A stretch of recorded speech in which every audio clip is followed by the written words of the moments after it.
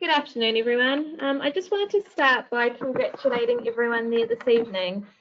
Fortunately, I'm not able to be there as I'm currently out of town, but I'm sure you will all have a lovely evening.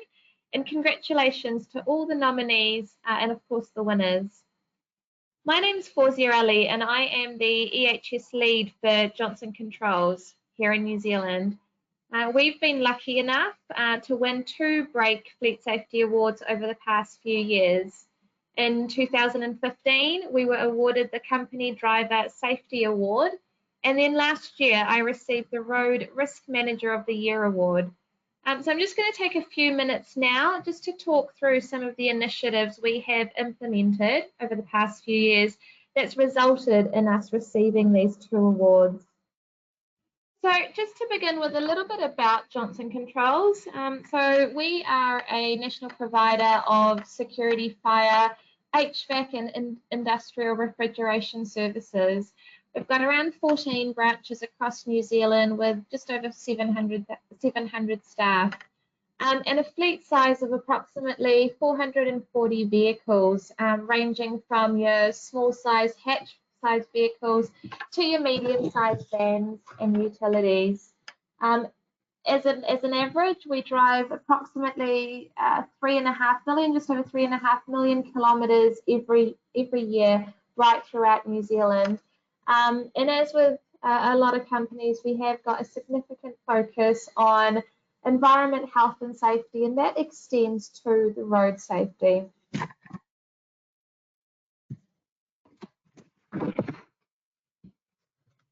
So this slide just summarises a little bit about what we have done over the past few years to manage our road safety program. And when we set out as an organisation to try and reduce our vehicle crashes, one of the things we focused on while creating a program was the mechanisms that led to the crashes, so the causes, if you like. So what we did was look at our organisational data as well as what was happening across New Zealand as a whole. Some data that we looked at was from earlier years using New Zealand Transport Agency data, which showed causes such as loss of control, speeding, and driving under the influence of drugs and alcohol as leading causes of fatal crashes. When we looked at the program for our organisation, we wanted our road safety program to be holistic. So one which included both formal policies and procedures, as well as the necessary requirements to support our workers to keep safe while on the road. We also wanted to make sure that we had some positive reinforcement, and that came through things like rewards and recognition. So this slide just summarises some of the steps we've taken over the past few years to implement a road safety culture. I'm now going to start talking through each of these in more detail. One of the first things we did was implement a safe driving policy. Now, a policy such as this helps an organisation to meet its obligations under the Health and Safety at Work Act that we have here in New Zealand. An effective safe driving policy can help to minimise the risk of crashes and injuries, but also to ensure workers are provided with the right tools to be better drivers within our organisation. Some of the things that we learnt was that it was important that once you have created a safe driving policy, that we incorporate it in within all of our organisation's health and safety policies and procedures. We needed to ensure that all our workers knew about it, obviously especially those who drove as part of their jobs. Now there are 5 key components, if you like, that we think should be included as part of a driver safety policy. The first being the policy aim and objectives.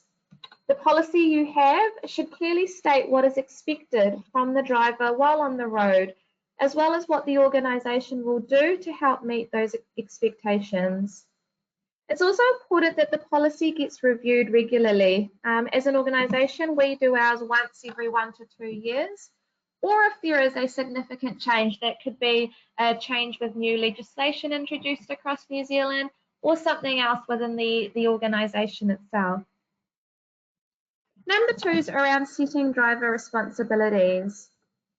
As workers, we should clearly understand what our responsibilities are when it comes to being on the road, including the processing of any traffic and parking infringements that may occur. Should also include in requirements for maintaining appropriate driver's licenses, carrying out regular inspections and maintenance of the vehicle, and obviously who's responsible for that, and the reporting of any crashes or damage. It's also important that you include detail around fatigue management as part of this. Number 3, we've spoken about promoting safer driving, and that could include identifying requirements for mobile phones whilst driving, including the use of hands-free or Bluetooth kits, not driving under the influence of drugs and alcohol, and not driving when tired. You could also include in requirements for driver training here. Number 4 relates to vehicle maintenance and servicing. It's important that appropriate maintenance and servicing is completed in order to ensure that the vehicles that are being driven on the road are as safe as possible. For us as an organisation, this includes the requirement to carry out routine inspections on a monthly basis, using a documented checklist, as well as a daily visual check that the drivers carry out before using their vehicle, checking for things such as the tyres, lights, engine oil, etc. We've also been successful in implementing an online platform through a supplier of ours that allows for a number of checklists to be completed using a very simple app, and that includes checklists from the monthly detailed check through to a more simplified daily visual check. And then finally, I've talked about a company handbook here, providing a safety handbook, which is a quick reference guide containing key information such as contact details, the procedures to follow when a crash occurs, and copies of any checklists. Within Johnson Controls as an organisation, we've implemented this through a very simple red binder that is easily visible within the vehicle when the driver needs it. Not only does that contain important road safety information, but it also doubles to include general health and safety resources.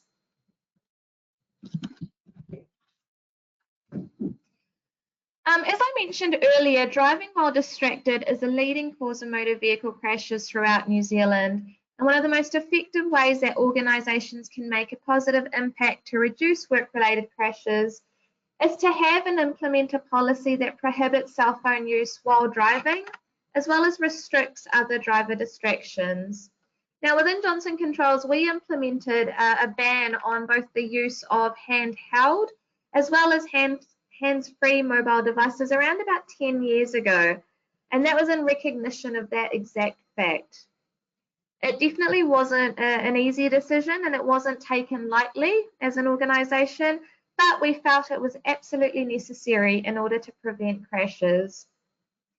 We did face a lot of criticism around whether productivity was going to be reduced as a result of not being able to take a call while driving, even from within our senior leadership team. But we ran with it, and over the course of a few years, the reduction in our crash incidence rate spoke for itself. It's important to remember that we're not suggesting that phones can never be used. It was just a case of reminding our staff that when they get into their vehicles, they need to either switch their phones off or place it on silent, or if safe and able to do so, then they pull over to take a call.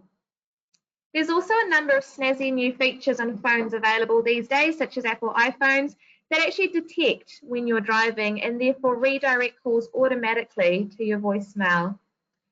2 points I will make is that your policy should cover all distractions, not just phones. And secondly, in order to be successful, your policy does need to be practical, applicable to your work circumstances, clearly communicated and understood by your drivers. You also need buy-in from all levels of the organisation, from senior managers right through to the frontline staff.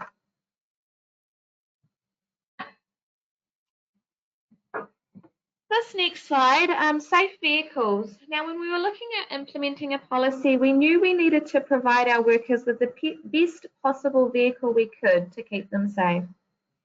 For many of our staff, their vehicle is their workplace, where they spend a large proportion of their working day. Besides having to find vehicles that were both comfortable as well as practical, our biggest priority when selecting vehicles is ensuring that they have 5-star NCAP ratings. As we all know, NCAP refers to the Australasian New Car Assessment Program, and it's Australasia's independent vehicle safety authority. NCAP safety ratings are published for a range of new vehicles entering the New Zealand market using a rating system of 0 to 5 stars. These ratings indicate the level of safety that a vehicle provides for occupants and pedestrians in the event of a crash, as well as its ability through technology to either avoid or minimise the effects of a crash. For us as an organisation, it was an easy decision to make to only source 5-star rated vehicles. I guess in addition to this, other features that should be looked for in a vehicle include seat belts, airbags, anti-locking braking systems, and electronic stability control. The structural integrity of a vehicle is also important, as in a crash, it is vital that doors remain closed but are able to be easily opened after the crash so occupants are able to be removed safely. As an organisation, we used a number of different advice experts and suppliers to work through in terms of selecting vehicles that were able to meet our requirements. This next slide, I just wanted to touch on driver training, which is one of the initiatives we've rolled out for many years now, and we roll out on a regular and routine basis. Now, I strongly believe a driver education and training program should be part of any organisation's workplace health and safety strategy. The first step that should be carried out in determining the most appropriate education and training is to conduct a training needs analysis. And there should be 3 factors that are considered as part of this process. The first is task analysis, which includes the driving requirements that are associated with your particular organisation or with the role. Secondly, having an understanding of the desired outcomes that the organisation is wishing to achieve. And then thirdly, a knowledge of the practical skills and behavioural skills that are required to achieve the role or the outcome. Early on in the piece, many years ago, as an organisation, we were running driver training courses just for the sake of having it done within the organisation without really having a clear understanding of what we were actually requiring from it. We did courses such as the defensive driving around the racetrack, then we moved on to basic driver skills courses, and finally onto online modules that were focused around hazard perception and improving driving behaviours. But as an organisation, we found that none of these really made any impact, as it wasn't focused on what was actually leading to our crashes occurring. Since then, we have moved on to training programs which focus on an improvement in safe skills, as well as driver attitudes and behaviours. As I mentioned earlier, the majority of our fleet are mid-sized vans, and so the causes of our crashes related to low-speed manoeuvring, and in particular reversing. So we went out and we found a provider that was able to deliver a program that was suited to these needs, and both the results and the feedback from attendees has been absolutely great. I'll also make the point that there may need to be a whole program around driver training, so not just one-off courses. Things to consider include training focused on the senior executives within your organisation to ensure that they get on board before the full rollout. Induction programs are also important to ensure workers are made aware of your organisation's road safety programs, but also to identify any further training needs that may be required. You might then also need to look at specific training for international recruits. As an example, in our organisation, we had a number of new employees from various countries join the business who are not familiar with New Zealand's giveaway rules. Vehicle familiarisation is particularly important when a new vehicle is handed over, where more frequently than not, it may be a completely different make and model to what they were driving previously. We've also had a number of staff complete either remedial training, so that's where additional training is required because a particular employee fits specific high-risk behaviours that we've identified, or specialist one-on-one training, which could be for specific needs such as the ability for driving four-wheel drives or tow trailers.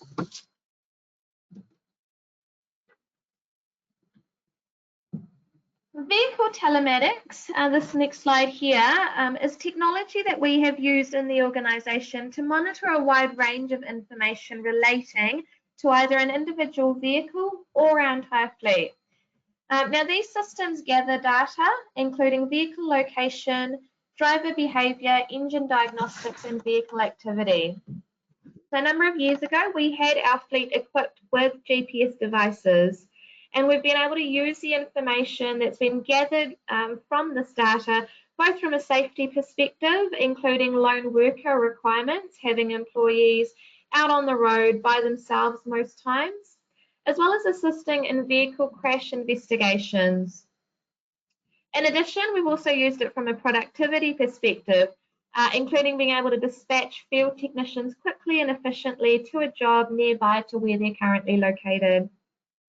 Other benefits of the system include reduced fuel costs through more direct route planning, but we've also used it to detect unauthorised vehicle use.